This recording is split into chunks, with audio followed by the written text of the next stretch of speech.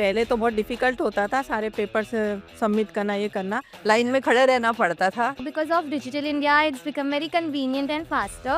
Hello दोस्तों, digital India का जो इम्पैक्ट है वो हर किसी की लाइफ में अभी नजर आ रहा है, चाहे वो फॉर्म फिल करना हो या ट्रैवल को इजी बनाना हो। आज हम भारत के लोगों से पहले और अभी का डिफरेंस पूछने जा रहे हैं।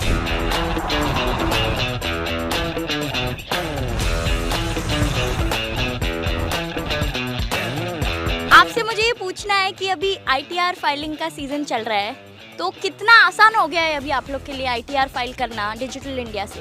पहले तो बहुत डिफिकल्ट होता था, सारे पेपर्स सबमिट करना, ये करना, लेकिन आजकल डिजिटल हो गया है तो एक ही फॉर्म भरना पड़ता है और काम आसान होता जाता है। Yeah, we had to maintain so many records earlier. Hardly done in like 15 minutes. Process has become very easy.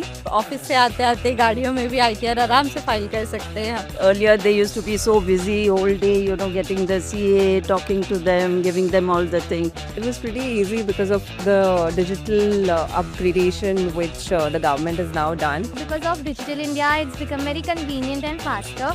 And we can definitely expect our returns, within a month. How has the toll system on roads helped you travel faster? पहले जब toll के लिए अपने को जैसे case देना पड़ता था तो उसके लिए भीड़ जमा होती जाती थी और ट्रैफिक जाम होता जाता था। It's become very quick, मतलब आप पे जैसे ही जाते भी don't even have to wait 1 second. Fast track का जो टैग है तो basically tag India, track India, तो वो इजी है हमारे लिए। पहले बहुत टाइम लगता था, लाइन में खड़े रहना पड़ता था। It just takes like a second and they scan and you just go. Now it's so much easier. It's paid automatically by FASTag. Fast track की वजह से सब जल्दी टोल क्रॉस हो जाता है और अपना टाइम सेव होता है। चाहे काम हो या ट्रैवल, आज सब कुछ बहुत ही फास्टर, स्मूदर और स्मार्टर हो गया है।